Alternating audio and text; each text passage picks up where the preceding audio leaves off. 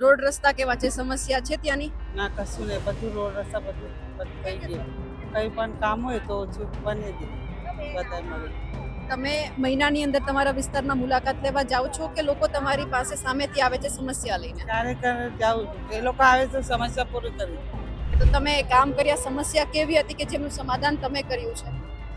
ગટર પાણીની સમસ્યા હતી અને અમારી ટીમ બહુ સરસ હતી. અમે બધા બહુ કામ કર્યા છે અને હવે બાકીના કામ છે એ બધા અમારી સાથે છે બધા, એ અમે એમને પૂરો સાથ સહકાર આપશું અને સાથે રહીને કરાવશું કામ. કેટલા વર્ષથી ભાજપની સાથે જોડાયેલા છો? હું ઘણા વર્ષોથી જોડાયેલી છું અને સાથે આરએસએસથી બી હું જોડાયેલી છું અને અત્યારે હું મહિલા મોરચા પ્રમુખ છું. તમે વાત કરી મહિલા મોરચાના, તમે પ્રમુખ છો. ગુજરાતમાં મહિલા સુરક્ષા કેટલી છે? નથી ખ્યાલ. નમસ્કાર, આપ જોઈ રહ્યા છો નિર્ભય ન્યૂઝ અને હું છું આપની સાથે રીતિ. અમે અત્યારે બાપુનગર જે મધ્યસ્થ ભારતીય જનતા પાર્ટીનું કાર્યાલય છે ત્યાં આવ્યા છીએ. અમારી સાથે જે આ વોર્ડ છે ત્યાંના ઉમેદવાર પણ છે, તેમની સાથે પણ વાતચીત કરવી છે. આ વખતે કયા મુદ્દાની સાથે તેઓ પ્રચારમાં ઉતર્યા છે, જે લોકો છે એમનો કેવો પ્રતિસાદ છે, એ તમામ જે ઉમેદવાર છે એમને મળી રહ્યો છે પણ વાતચીત કરવી છે. આપનું નામ શું છે અને આપ કયા વોર્ડમાંથી ઉમેદવાર છો? બાપુનગર રોડમાંથી જયશ્રીબેન દાસરી. અને અત્યારે 4 ઉમેદવારો મળીને જે કામ કરતા ના હોય ને એ પૂરું કરી દે. તમને ફરી વખત રિપીટ કરવામાં આવ્યા છે કે શું? હા, પરિવાર રિપીટ થઈ. 5 વર્ષ પહેલા 2021માં જ્યારે ચૂંટણી હતી, તમારા વિસ્તારમાં કેવા કામ થયા છે ને હજુ કેવા બાકી છે? એવા પેલા સ્ટેડિયમ છે ને બધું કામ કર્યું છે અને પેલા સ્ટેડિયમના હોલ બનાવ્યા, એમાં પણ કયું કામ હોય તો બનાવી બધા મળીને 4 ઉમેદવાર. રોડ રસ્તા કેવા છે? સમસ્યા છે ત્યાંની? ના કશું નહીં, બધું રોડ રસ્તા બધું બંધ થઈ ગયું. કંઈ પણ કામ હોય તો ઓછું બની દે બધા મળીને. તમે મહિનાની અંદર તમારા વિસ્તારમાં મુલાકાત લેવા જાઓ છો કે લોકો તમારી પાસે સામેથી આવે છે સમસ્યા લઈને? ક્યારેક જાઉં છું, એ લોકો આવે તો સમસ્યા પૂરી કરી દે. હવે કેવા કામ કરવાના છે 5 વર્ષની અંદર? અત્યારે પણ બધા 4 કોર્પોરેટર મળીને ઉમેદવાર મળીને કરી દઈશું જે કામ હોય એ. શું લાગે છે આ વખતે ભાજપ જીતશે? જીતશે 100%. ભારતીય જનતા પાર્ટીએ જીતનો વિશ્વાસ વ્યક્ત કરી દીધો. બીજા પણ છે. તમે ઉમેદવાર છો? હા, તમે પૂર્વ કાઉન્સિલર છો. કયા વોર્ડમાંથી હતા? બાપુનગર રોડમાં તો આ વખતે તમારી જગ્યાએ કોને ટિકિટ આપી છે? બેન આવ્યા છે. ઓકે, તો તમે કામ કર્યા, સમસ્યા કેવી હતી કે જેનું સમાધાન તમે કર્યું છે?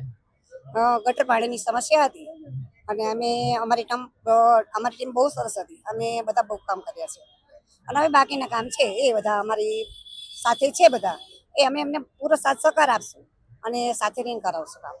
તો ટિકિટ કેમ કાપી એ ખબર છે? નહીં, એ તો પાર્ટીની ઈચ્છા.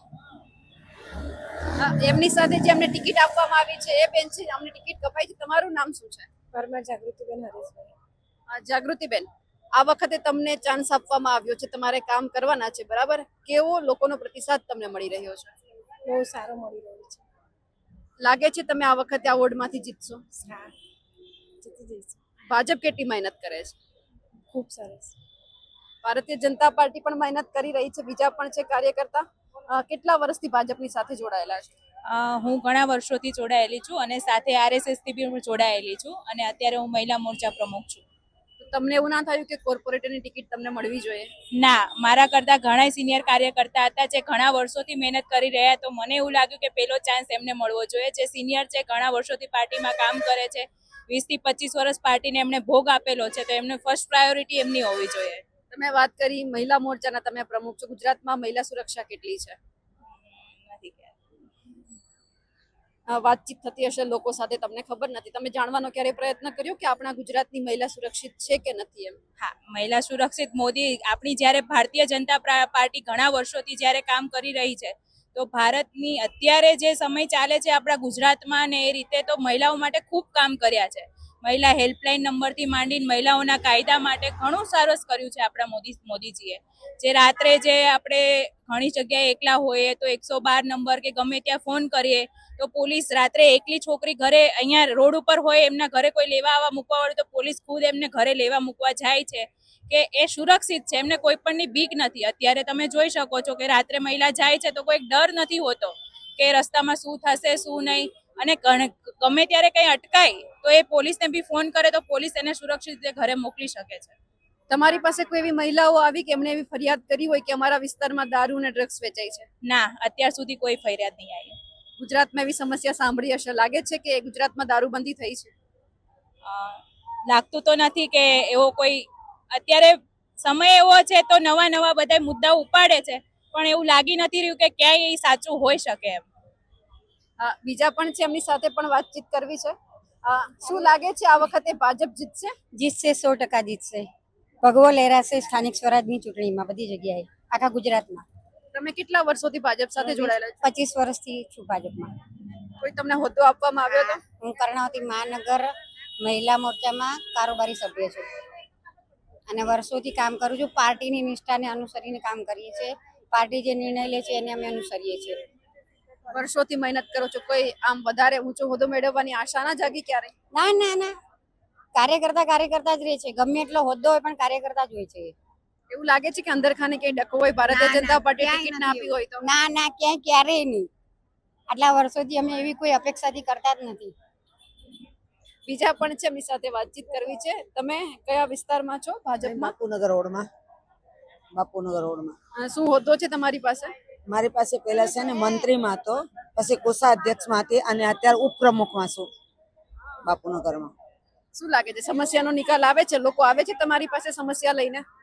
આવે છે અને સંતોષપૂર્વક અમારા કોર્પોરેટર જે છે એ બધા બધું કામ કરે છે. અમારા ગટરનું હોય, રોડનું હોય, લાઇટનું હોય, કોઈ પણ હોય તો સરસ રીતે કામ થઈ જાય છે.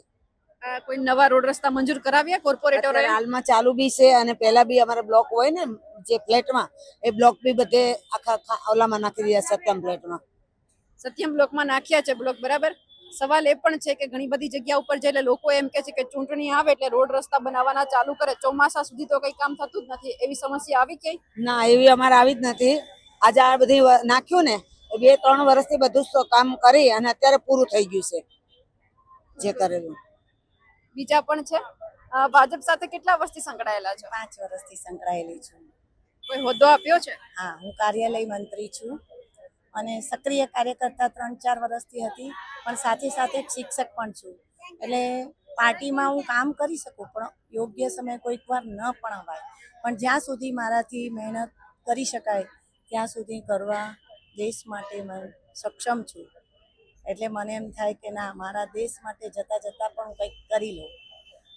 કોર્પોરેટર બનવાની ઈચ્છા ખરી? કોર્પોરેટર બનવાની ઈચ્છા તો નથી જ, પણ એમ થાય કે મારાથી જે પણ કાર્ય થાય એ કરી શકું. અને હવે મારી ઉંમર પણ થઈ જાય એટલે પછી મને કોર્પોરેટરની ટિકિટ તો ન જ મળે. બિલકુલ, એટલે કે હવે જે રીતે મહિલા ભાજપની જે કાર્યકર્તા હોય કે પછી ઉમેદવાર, એમની સાથે વાતચીત કરી છે, એટલે આપણે હવે જોવાનું છે કે અહીંયા આ વખતે ભાજપનો ભગવો લહેરાય છે કે પછી શું થાય છે. અમારા અહેવાલને લઈને આપનું શું માનવું છે, કમેન્ટ કરીને ચોક્કસથી જણાવજો. સાથે જ અમારી નિર્ભય ન્યૂઝ ચેનલને લાઇક, શેર અને સબસ્ક્રાઇબ કરવાનું ભૂલશો નહીં. નમસ્કાર.